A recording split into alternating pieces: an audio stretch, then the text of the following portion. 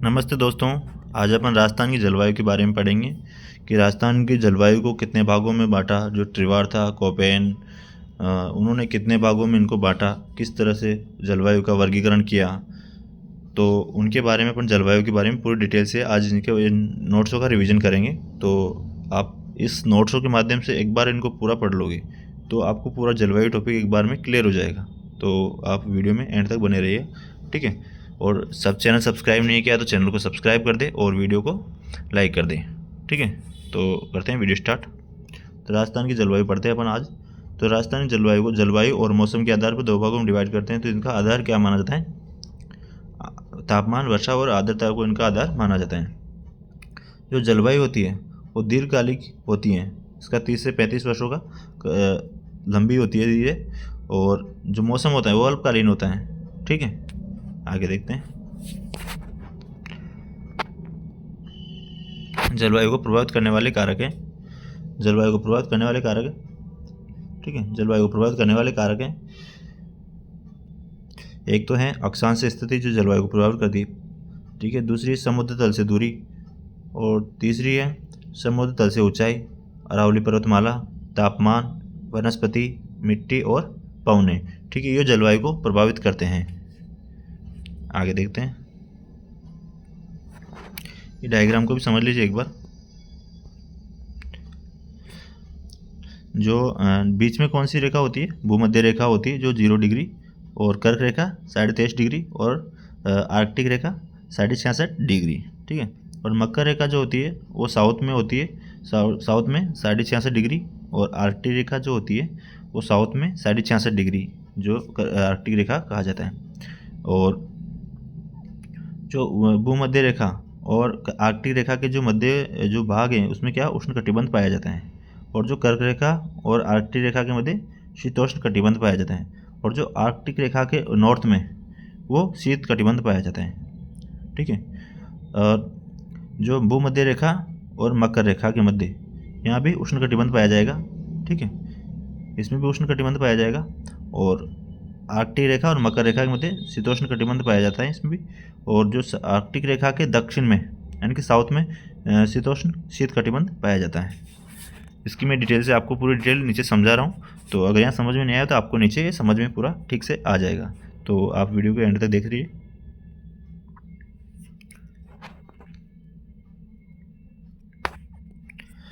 अक्षांशीय स्थिति। अक्षांशीय स्थिति डूंगरपुर तथा बांसवाड़ा से कर्क रेखा गुजरती है। जो राजस्थान के डूंगरपुर और बांसवाड़ा हैं उनसे कर्क रेखा गुजरती है। इस कारण दक्षिण भाग में उष्ण कटिबंध पाया जाता है। जो राजस्थान का दक्षिणी भाग है उसमें क्या उष्ण कटिबंध क्षेत्र है, तो वहाँ उष्ण कटिबंध पाया जाता है। राजस्थान की जलवायु उपोष्ण व शीतोष्ण दोनों प्रकार की है। उपोष्ण या शीतोष्ण है। अगर दोनों ऑप्शन में आते हैं तो उपोष्ण माना जाएगा। अगर एक आता है जैसे शीतोष्ण आया या उपोष्ण आया, अगर एक ऑप्शन में आता है तो उपोष्ण आता है तो उपोष्ण ही माना जाएगा, शीतोष्ण आता है तो शीतोष्ण ही माना जाएगा। अगर दोनों ऑप्शन में आते हैं तो राजस्थान की जलवायु को अपन उपोष्ण मानेंगे, ठीक है। राजस्थान के 2 जिले तो उष्ण कटिबंध में आते हैं, जबकि 50 जिले, अब 50 नहीं है, ठीक है, अब 41 जिले जो उपोष्ण कटिबंध में आते हैं। अक्षांश स्थिति जो जलवायु को प्रभावित करती है। अक्षांश स्थिति जलवायु को प्रभावित करती है, ठीक है। आगे देखते हैं। क्वेश्चन 1, जो पृथ्वी पर सबसे बड़ा दिन कब होता है? पृथ्वी पर सबसे बड़ा दिन कब होता है, ठीक है। तो 21 जून, दूसरा ऑप्शन है 22 दिसंबर, और तीसरा 21 मार्च, और डी ऑप्शन में विकल्प उपयुक्त नहीं है। तो अगर इनमें से अगर 2 दिन मतलब 21 जून और 22 दिसंबर को दिन सबसे बड़ा होता है, तो विकल्प में दोनों आ रहे हैं तो इसको विकल्प अनुपयुक्त मानेंगे। अगर एक ऑप्शन आता है तो अपन एक ऑप्शन को टिक कर देते हैं, ठीक है। 21 मार्च से 23 दिसंबर, सॉरी 21 जून ही था, 21 मार्च और 22 दिसंबर को दिन बड़ा होता है। 21 मार्च से 23 सितंबर तक सूर्य की स्थिति उत्तरायण होती है। क्या होती है? उत्तरायण होती है। जबकि 23 सितंबर से 21 मार्च तक सूर्य की स्थिति दक्षिणायन होती है। कब? 23 सितंबर से 21 मार्च तक सूर्य की स्थिति दक्षिणायन होती है, दक्षिण में होता है सूर्य। आगे देखते रहिए, आपको पूरी डिटेल एक एक टॉपिक को पूरे क्लियर नोट्स बने हुए हैं, तो आपको पूरा समझ में आ जाएगा ये। इसको मैं आपको डिटेल से आगे समझा देता हूँ। इसको आप डायग्राम को देख लीजिएगा एक बार। इसको मैं नीचे इसको एक्सप्लेन कर देता हूँ इसको।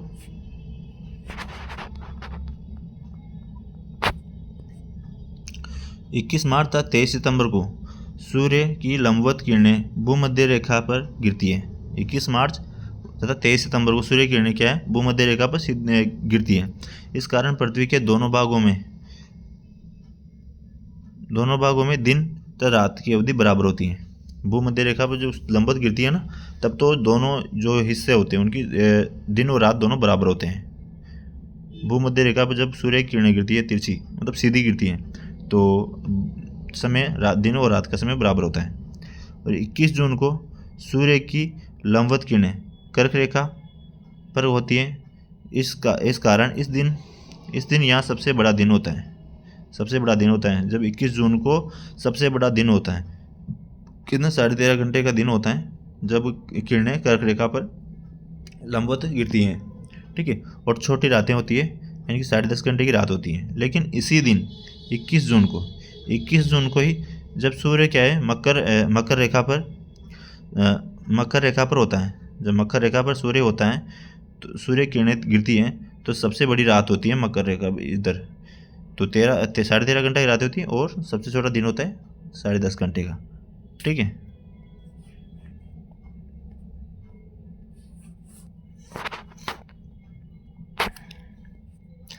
बाईस दिसंबर को सूर्य की लंबवत किरणें क्या मकर रेखा पर होती हैं। इस कारण यहाँ पर सबसे बड़ा दिन होता है।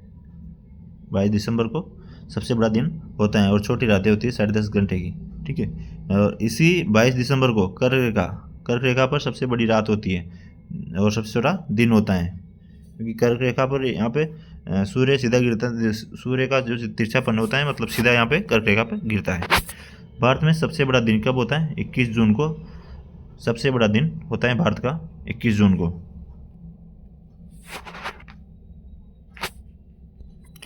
राजस्थान में सर्वाधिक लंबवत किरणें डूंगरपुर बांसवाड़ा तथा सर्वाधिक तिरछी किरणें श्रीगंगानगर नवारगढ़ में पड़ती हैं।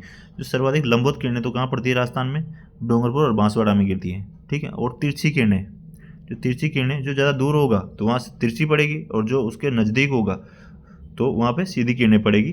तो सीधी तो डूंगरपुर और बांसवाड़ा में पड़ती है, और तिरछी किरणें श्रीगंगानगर और हनुमानगढ़ में तिरछी किरणें पड़ती है। तो राजस्थान में सर्वाधिक तिरछी किरणें कहाँ पर पड़ती हैं? कोटा, बूंदी, दौसा और उदयपुर। ये क्वेश्चन है, तो इसका आंसर क्या होगा कि दौसा कैसे होगा कि कोटा और बूंदी तो नीचे दक्षिण में है राजस्थान के, और उदयपुर भी दक्षिण में है। और जो ये दौसा थोड़ा सा मध्य में आ जाता है जयपुर के पास में, तो इसमें थोड़ा सा किरणें तिरछी गिरती हैं। दूर है, जो दूर होगा उस पर तिरछी गिरेगी, और जो नज़दीक होगा तो उसमें लंबवत गिरेगी, ठीक है। आगे देखते हैं। समुद्र से दूरी या महाद्वीपीयता, ठीक है। दूसरा कारण है समुद्र, जो उसके कारण है जो मैंने बताया, समुद्र के नज़दीक राज्यों में समकारी प्रभाव होता है, जबकि समुद्र से दूर राज्यों में क्या है, विषमकारी प्रभाव होता है। राजस्थान तथा पश्चिम बंगाल के दोनों राज्य, राजस्थान तथा पश्चिम बंगाल जो दोनों राज्य हैं, राजस्थान और पश्चिम बंगाल, उनमें जो उनका अक्षांश है वो 23 डिग्री से 30 डिग्री के मध्य है। राजस्थान का भी 23 से 30 जो इनका अक्षांश है, और बंगाल का भी 23 डिग्री से 30 डिग्री के मध्य स्थित है।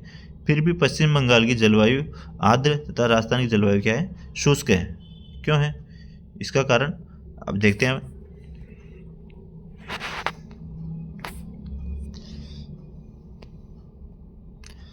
आर्द्र तापमान में विषमता के कारण तो आर्द्र होता है, और शुष्क तापमान में विषमता के कारण शुष्क होता है तापमान।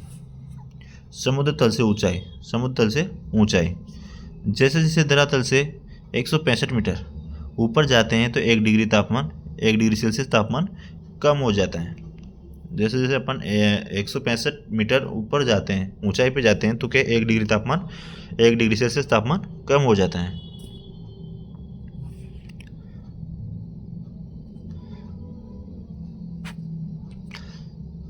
माउंट आबू सिरोही समुद्र तल से कितना है 1200 मीटर, 1200 मीटर, जबकि झालावाड़ क्या है 410 मीटर ऊंचाई पर स्थित है। जो माउंट आबू तो कितनी ऊंचाई पे है, समुद्र तल है उससे 1200 मीटर ऊंचाई पे है, और झालावाड़ 410 मीटर ऊंचाई पे स्थित है। इस कारण राज्य का सबसे ठंडा स्थान क्या है, माउंट आबू, क्योंकि सबसे ऊंचा है। तो वहाँ पे 165 मीटर ऊंचाई जाने पर 1 डिग्री सेल्सियस तापमान कम हो जाता है। तो जब 1200 मीटर ऊपर जाएंगे तो ज़्यादा तापमान कम होगा, तो वहाँ पे ठंडा बहुत ज़्यादा है, ठंडा हो जाता है माहौल। राजस्थान समुद्र तल का अर्थ क्या होता है, समुद्र जल का उच्चवच स्तर, जो समुद्र का जो नीचे का गहराई है, कहाँ पे जहाँ जल उपलब्ध है उससे उसकी मापन किया जाता है। भारत में समुद्र तल का मापन कहाँ, चेन्नई तमिलनाडु से किया जाता है। चेन्नई तमिलनाडु से इसका समुद्र तल का मापन किया जाता है, क्योंकि वहाँ पे जल का लेवल क्या है और अपने यहाँ जल का लेवल क्या है, अपने जो ऊंचाई है और वहाँ का जो जल का स्तर है उससे मापन किया जाता है। अरावली पर्वतमाला जो है कि मानसूनी पवनों के समानांतर है।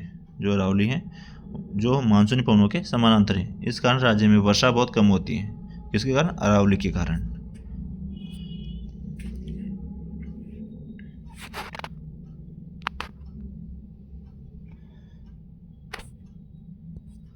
तापमान, पांचवा कारण क्या है, तापमान। जलवायु को प्रभावित करने वाले कारक थे ना, उसमें पांचवा कारक है तापमान। ये जलवायु को सर्वाधिक प्रभावित करते हैं। जो तापमान है वो जलवायु को सर्वाधिक प्रभावित करते हैं। कैसे कि जैसे दिन का समय है तो वायुदाब तो होगा कम और तापमान होगा ज़्यादा, ठीक है। और रात के समय में वायुदाब ज़्यादा होगा और तापमान कम होगा, ठीक है। तो वायुदाब कम होगा और तापमान ज़्यादा होगा तो जल है वो स्थल की ओर जाएगा, मतलब वाष्प बनेगा। और जब तापमान ज़्यादा कम होगा, वायुदाब ज़्यादा होगा तो जो स्थल की ओर समीर चलेगी।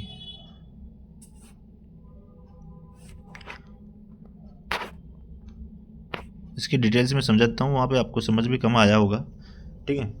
तो दिन के समय स्थलीय भाग पर अधिक तापमान होता है। जो दिन का समय होता है उस स्थलीय भाग पर ज़्यादा गर्माहट होती है, तो तापमान ज़्यादा होता है। इस कारण निम्न वायुदाब उत्पन्न होता है, ठीक है।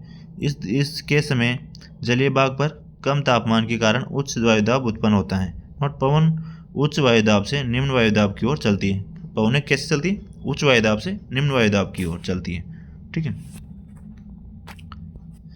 इस कारण दिन के समय जलीय समीर चलती है। जो तापमान ज़्यादा होता है तो जलीय समीर चलती है। रात में स्थानीय भाग पर कम तापमान होता है।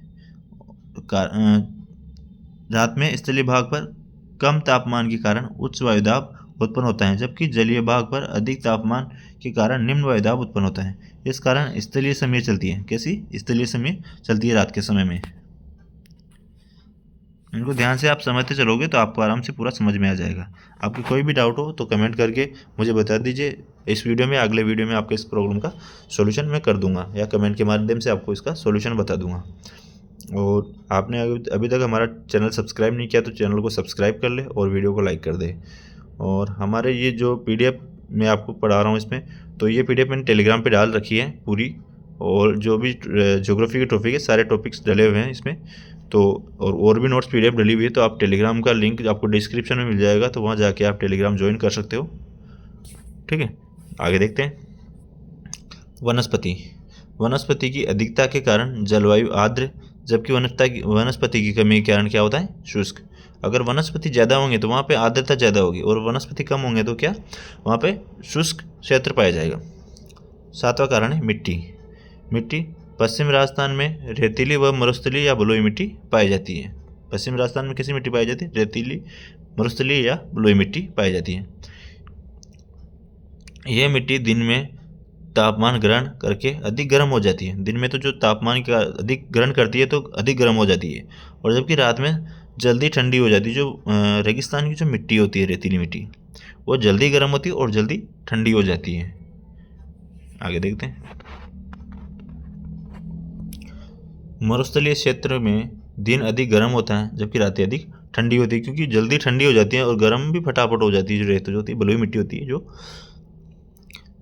ठंडी रातें होने का कारण बलुई मिट्टी, वनस्पति की कमी तथा शुष्क वातावरण का होना है। क्योंकि मरुस्थल में जो अधिक गर्म तथा ठंडी रातें होने का क्या कारण है? बलुई मिट्टी, वनस्पति तथा शुष्क वातावरण, वनस्पति की कमी और शुष्क वातावरण।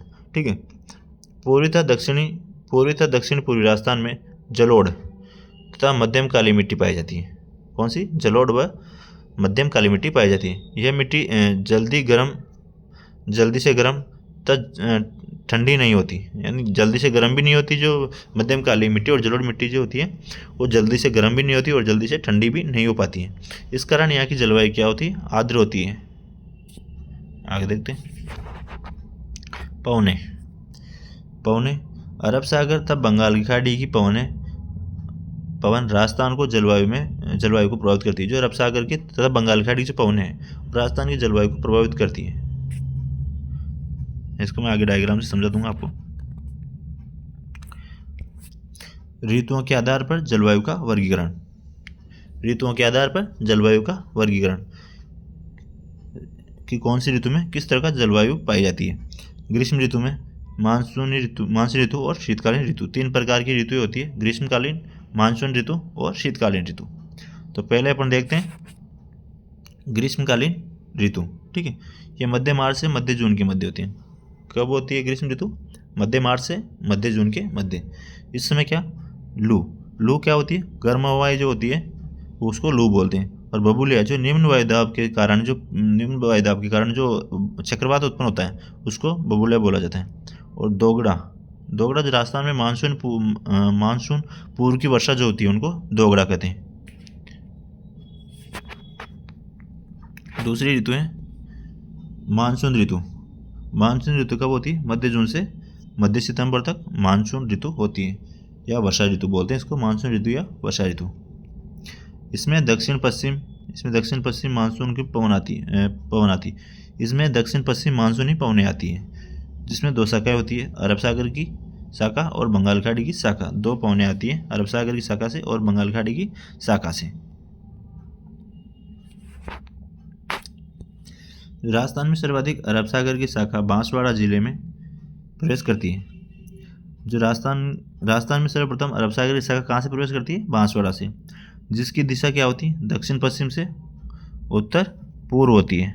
क्या होती है? दक्षिण पश्चिम से उत्तर पूर्व की तरफ उसकी दिशा होती है। ये शाखा कौन सी थी? अरब सागर की शाखा राज्य के दक्षिण भाग में वर्षा कर पाती है तथा इसके बाद यह अरावली पर्वत के समानांतर निकल जाती है। मतलब जो अरावली के माउंट आबू जो क्षेत्र है उसमें तो ये ठीक से बारिश करती है, उसके बाद ये अरावली के समानांतर निकल जाती है, आगे वर्षा नहीं करती। ये डायग्राम है, इसको आप देखिएगा एक बार। जो माउंट आबू सिरोही है वहाँ पे सर्वाधिक वर्षा होती है। किसे? अरब सागर का मानसून जैसे आता है तो यहाँ पे थोड़ा सा टकराव होती है, तो यहाँ पे वर्षा होती है माउंट आबू में। सर्वाधिक वर्षा वाला स्थान भी कौन सा है? माउंट आबू। और फिर इसके सारे ये निकल जाती है पवनें, अरब सागर जो पवनें आती है इसके सारे निकल जाती है। दूसरा है बंगाल खाड़ी का मानसून, जो है तो झालावाड़ में प्रवेश करता है, झालावाड़ से राजस्थान में प्रवेश करता है और झालावाड़ को सर्वाधिक वर्षा वाला जिला कहा जाता है। ठीक है। और ये दोनों जो जो बंगाल खाड़ी की जो शाखा है उसका जो सबसे ज़्यादा वर्षा कहाँ करती है? झालावाड़ में करती है। उसके बाद ये पवनें दोनों मिल जाती हैं आगे अरब सागर की और बंगाल खाड़ी की। इस कारण बांसवाड़ा में भी वर्षा बढ़िया होती है। आगे देखिए पूरी डिटेल से इसको समझा देता हूँ मैं। राज्य में सर्वाधिक वर्षा वाला स्थान तो क्या है? माउंट आबू है। सर्वाधिक वर्षा वाला स्थान कौन सा है? माउंट आबू। जहाँ सर्वाधिक वर्षा अरब सागर की शाखा करती है, जहाँ माउंट आबू में कौन सी? अरब सागर की शाखा से सर्वाधिक वर्षा होती है। बंगाली खाड़ी की शाखा से झालावाड़ जिले में बंगाली खाड़ी की शाखा का झालावाड़ जिले से प्रवेश करती है, जिसकी दिशा क्या होती है? दक्षिण पूर्व से उत्तर पश्चिम की ओर होती है। जो बंगाली खाड़ी की जो शाखा आती है वो झालावाड़ से राजस्थान में प्रवेश करती है। दिशा क्या होती है उसकी? दक्षिण पूर्व से उत्तर पश्चिम की ओर दिशा होती है। राजस्थान में सर्वाधिक वर्षा बंगाली खाड़ी की शाखा से होती है। अरब सागर की जो शाखा है उससे तो ओनली माउंट आबू में सर्वाधिक वर्षा होती है। और जो राजस्थान में ऑल ओवर राजस्थान में जो वर्षा होती है सर्वाधिक, वो किससे? बंगाली खाड़ी की शाखा से होती है।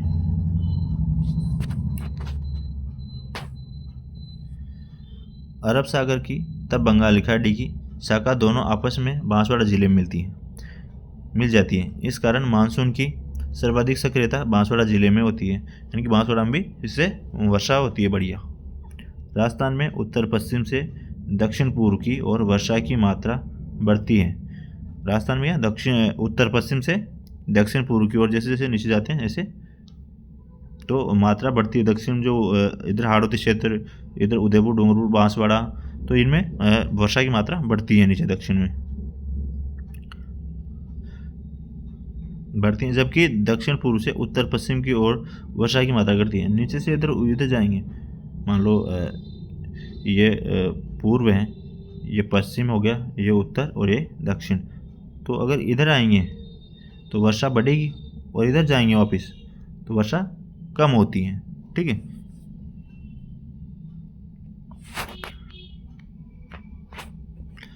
जिस तरह वर्षा की मात्रा बढ़ती है, जिस तरफ वर्षा की मात्रा बढ़ती है उसी तरफ वर्षा के दिनों की संख्या भी बढ़ेगी। मतलब जिस तरफ ज़्यादा वर्षा होगी तो उधर वर्षा के दिनों की जो संख्या है वो भी ज़्यादा होगी। ऑब्वियसली सही है कि जिसकी तरफ वर्षा की मात्रा घटती है तो वर्षा के दिनों की संख्या भी कम होती है। राइट है कि सही बात है कि वर्षा के दिन, जहाँ पे वर्षा ज़्यादा होगी तो वर्षा के दिनों की संख्या बढ़ती है, और जहाँ पे वर्षा कम होती है तो वहाँ पे वर्षा की संख्या कम होती जाती है। राजस्थान के भौतिक प्रदेशों का अवरोही क्रम, राजस्थान के भौतिक प्रदेशों का अवरोही क्रम क्या है, एक बार देख लीजिए।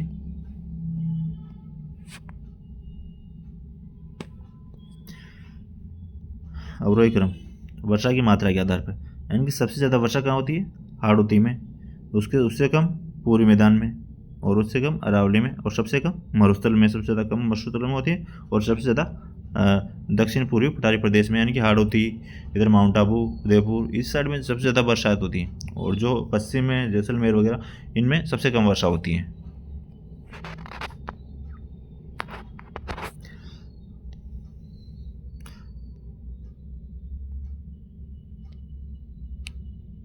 राजस्थान में मानसून प्रवेश कब करता है, 15 जून को राजस्थान में मानसून प्रवेश करता है। ठीक है, राजस्थान में वर्षा कम होने के क्या कारण है, क्या कारण हो सकते हैं कि राजस्थान में वर्षा कम हो रही है। कारण देखते हैं। अरावली पर्वतमाला की दीर्घ स्थिति, जो अरावली पर्वतमाला है उसके कारण जो मानसून आता है अरब सागर का वो अरावली के समानांतर निकल जाता है, इस कारण से भी वर्षा कम होती है। और बंगाली खाड़ी की शाखा, दूसरा है बंगाली खाड़ी की शाखा की पवन अपनी आर्द्रता को गंगा के मैदान में छोड़ देती हैं। जो बंगाली खाड़ी जो शाखा से जो पवनें आती है, आर्द्र पवनें वर्षा का पानी लेके, तो वो है गंगा, जो गंगा का मैदान है उसमें बारिश वर्षा करके अपनी नमी को कम कर लेती है, और झालावाड़ यहाँ पे आते आते इसकी नमी ख़त्म हो जाती है, कम हो जाती है। राजस्थान में पहुँचते पहुँचते इसका नमी कम हो जाती है, इस कारण से राजस्थान में वर्षा कम होती है। तीसरी है शीत ऋतु। शीत ऋतु में क्या, मावठ होती है। सर्दियों में होने वाली वर्षा को क्या बोलते हैं, मावठ बोलते हैं। सर्दियों में जो वर्षा होती है उसको मावठ बोलते हैं। ये रबी की फसल के लिए अमृत के समान है। किसके समान, अमृत के समान होती है। जो रबी की फसल होती है उस टाइम अगर मावठ हो जाती है, हल्की फुल्की बारिश हो जाती है तो उसको मावठ कहा जाता है। वो रबी की फसल के लिए अमृत के समान होती है, बहुत ज़्यादा उपयोगी होती है। मावठ का क्या कारण होता है कि भूमध्य सागरीय जो पवन होती है या पश्चिम विक्षोभ के कारण जो क्या मावठ हो जाती है। पश्चिम भूमध्य सागरीय पवन या पश्चिम विक्षोभ के कारण होती है मावठ। इसको डायग्राम से समझ लो एक बार। जैसे भूमध्य सागर है ये, ठीक है, तो यहाँ से जब पवनें चलती हैं तो ये पवनें राजस्थान में, इधर भारत में अपनी नमी को लेके जाती हैं। तो इसी नमी के कारण यहाँ पे जो नमी से बारिश होती है तो इसको मावठ कहा जाता है। ठीक है, आगे देखते हैं। इस ऋतु में राजस्थान में तापमान कम होने के निम्न कारण हैं। क्या क्या क्या कारण है, महाद्वीपीय जलवायु, समुद्र से दूरी का अनुभव, और दूसरा है हिमालय पर्वतमाला में बर्फबारी होने के कारण। तापमान कम होने के क्या कारण है कि जो सर्दी की ऋतु है उसमें तापमान कम होने के क्या कारण थे, तो पहला तो महाद्वीपीय जलवायु, समुद्र तल से दूरी हो गई। ठीक है, और हिमालय पर्वत दूसरा है, हिमालय पर्वत में बर्फबारी होने के कारण शीतलहर का आना। जो हिमालय पर्वत पे बर्फबारी होती है तो वहाँ से जो शीतलहर आती है उस कारण से भी तापमान कम हो जाता है राजस्थान का। कैस्पियन सागर से आने वाली ठंडी हवा, जो ठंडी पवनें होती है, कैस्पियन सागर से जो ठंडी पवनें आती हैं उनके कारण भी राजस्थान का तापमान कम हो जाता है। राजस्थान में जो माउंट का सर्वाधिक प्रभाव कहाँ होता है? माउंट सर्वाधिक कहाँ होती है? श्रीगंगानगर और हनुमानगढ़ में देखा जाता है। माउंट का प्रभाव जो होता है सर्वाधिक श्रीगंगानगर और हनुमानगढ़ में देखा जाता है। सीली क्या होती है? सीली, जो सीली अपन वर्ड बोलते हैं, सीली, सीली बिहार चल रही है, सीली हवा चल रही है, तो सीली जो ठंडी पवन होती है उसको क्या बोलते हैं? सीली बोलते हैं। ठीक है।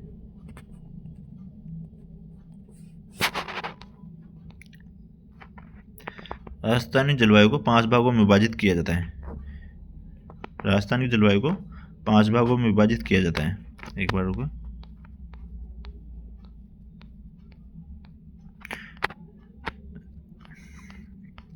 अभी थोड़ा बाकी है तो वीडियो भी बहुत लंबा हो गया, तो अपन नेक्स्ट वीडियो में देखेंगे इसको। तो जैसे कल आपकी ये वीडियो अपलोड हो जाएगी, दूसरी वाली वीडियो भी अपलोड हो जाएगी, तो पूरे जलवायु का टॉपिक आपके आधा तो इसमें कंप्लीट कर दिया मैंने और आधा नेक्स्ट वीडियो में कंप्लीट हो जाएगा। और आपको दोनों वीडियो देखने से पूरा समझ में आएगा, बाकी आपके समझ में नहीं आ पाएगा। तो आपने अभी तक चैनल सब्सक्राइब नहीं किया तो चैनल सब्सक्राइब कर ले, और वीडियो अच्छी लगी है तो वीडियो को लाइक कर दें और बेल आइकन प्रेस कर ले, जिससे मैं जैसे नेक्स्ट वीडियो अपलोड करूं तो आपको सबसे पहले नोटिफिकेशन मिल सके। ठीक है। और टेलीग्राम ज्वाइन कर लेना, जिससे आपको पीडीएफ नोट्स पीडीएफ वहाँ पे सभी सब्जेक्ट की, जीके की, India GK, Rajasthan GK, culture, history, सब चीज़ें, और साइकोलॉजी वगैरह, और हिंदी, इंग्लिश, संस्कृत सब्जेक्ट के भी सारी चीज़ के नोट्स वगैरह डले हुए हैं। जो जयपुर की, उदयपुर की, जोधपुर की जो अच्छी अच्छी कोचिंग है सीकर वगैरह की, तो सबके नोट्स वहाँ पे डले हुए हैं, first grade, second grade, third grade. तो आपके सबके लिए उपयोगी है, तो आप ज़रूर ज्वाइन कर लीजिएगा टेलीग्राम, लिंक डिस्क्रिप्शन में मिल जाएगा आपको। ठीक है। धन्यवाद।